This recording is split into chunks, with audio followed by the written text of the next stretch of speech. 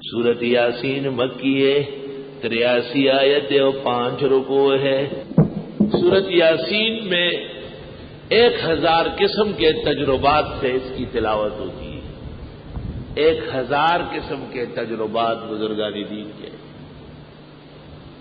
ہر تجربہ جو نص کے خلاف نہیں ہے معتبر ہے اور اس پر عقیدت مندوں کو فائدہ پہنچتا ہے۔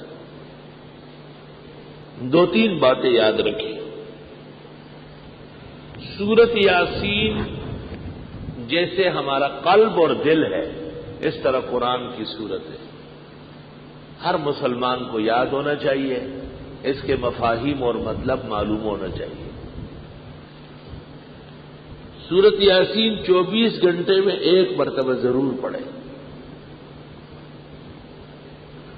کبھی بھی 24 گھنٹے گزرے اور آپ نے یاسین نہیں پڑھی ہو، یہ مناسب بات نہیں ہوگی۔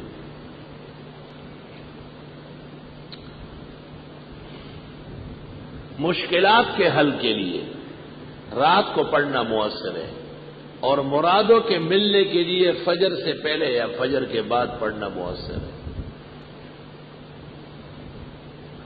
ہمارا ایک طریقہ ہے اس کے پڑھنے کا،